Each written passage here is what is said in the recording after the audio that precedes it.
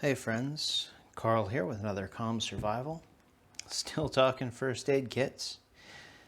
And this time I'm going to go through my kit that stays in my car.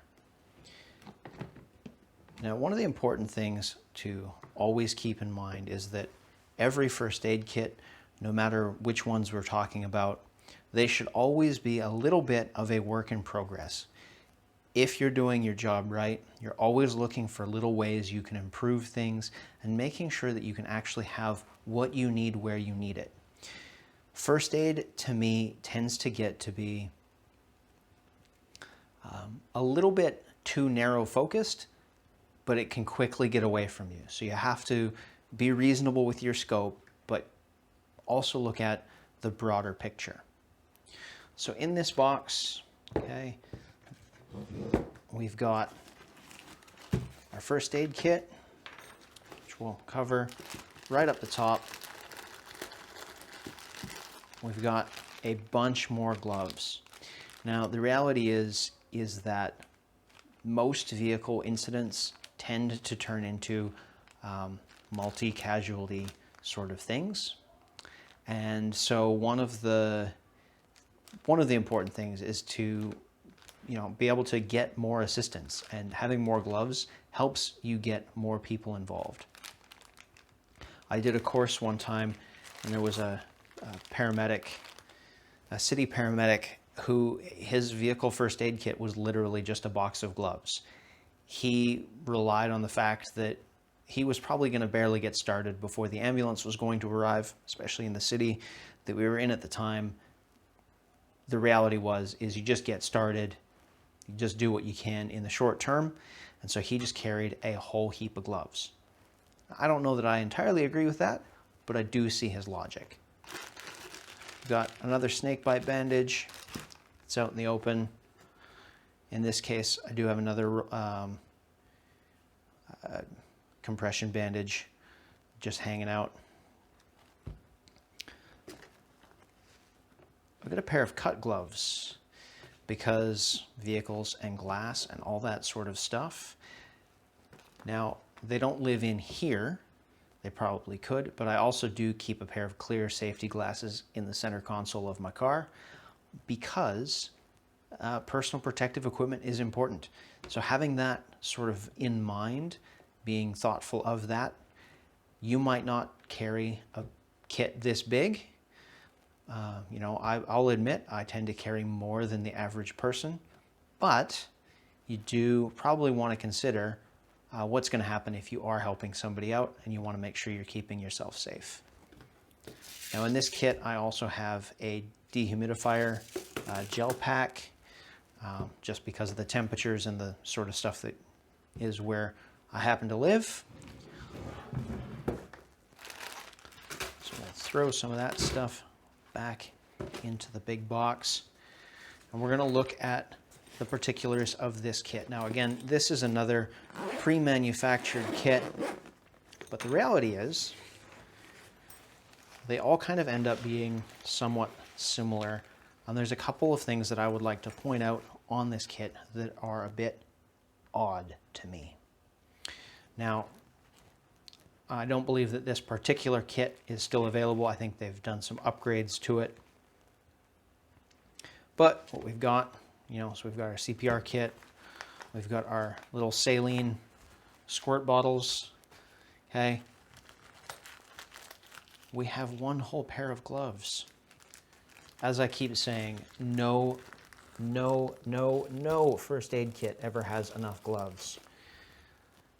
The only time I've ever gone through more gloves than when I was working as a designated first aider is when I was working in a mechanic's shop. Just more gloves, find a kind you like, buy them in bulk. There's no reason not to. I understand people not liking waste, but your safety is important, okay? We have some tape, we have some larger wound pack dressings, okay? They're reasonable. In this case, we got a shears, we've got some books, We've got an emergency blanket, which is probably going to survive unwrapping, maybe not. If you watched my other video with my urban kit, you'll see that orange one. That's from a company called AMK, and they make a very heavy-duty space blanket that tends to work a lot better. We have some fever strips, which not really worried about. Some big beefy tweezers, which could be helpful. But then we've got an insect repellent, a sunscreen, and an antiseptic, which they leave blank so that you can add your own.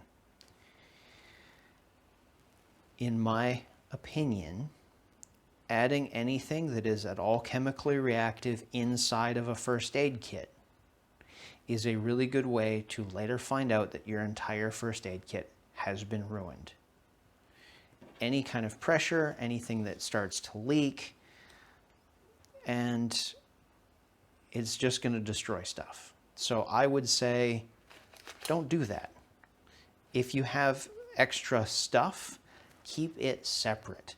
I have first aid, like I have sunblock in my car. I have bug repellent in my car. They live away from everything else where they can't leak into anything important. So it's just something that I have found never works well. Got our triangle bandage, our snake bandage, and a bunch of other stuff. None of this is terribly actually effective to somebody dealing with an actual car accident. Okay? Good pair of shears. These are ones I added. And you'll need more water to wash out somebody's eyes if they've actually had an airbag go off. So having a lot of water is important. But one pair of gloves, that's not useful. Okay? So that's the sort of thing when you buy a pre-made kit, you have to sort of take what they've given you and be able to kind of expand on it. Now, one of the reasons I do actually like this kit and the way that they have set it out is because they've added these nice clear labels that aren't super specific. You can add more things in and kind of beef up the quantities inside the kit and make it a little bit more longer lasting. So I've actually added far more into especially this area here, because if I do any four-wheel driving, or if I'm going camping and the car's coming with me, which is how that generally works, I know I have a good kind of home base kit that is going to have more of what I might need. So no first aid kit is ever going to be entirely adequate to every situation that you're ever going to come across, because those first aid kits are called emergency rooms. Even a paramedic's trauma bag with all of their tools and equipment actually carries a shockingly small amount of consumable supplies. They restock them constantly, and that's for good reason, because they have so many of those important tools, because they are using the tools when they're helping somebody out. So it's kind of important to keep that perspective in mind, is how many uses are you going to get out of a first aid kit before you need to restock it? And is that going to be enough? In this day and age, this side of 2020, when we're looking at how long are you going to have to be on your own potentially, well, that's where those other big boxes of having that restock and resupply are going to be really important. But let's be realistic. In the short term, that's going to do as much as I'm going to be able to do in the short term.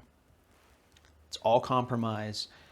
I know that that really annoys a lot of people, and especially if you are a kit builder like me, you want to just know that you've got everything you're ever going to need. Well, we'll show you the pile of stuff on another video, and it's not fitting in there. So I hope that's at least a little bit helpful in another angle on putting together a kit. I'll be back with more. Take it easy.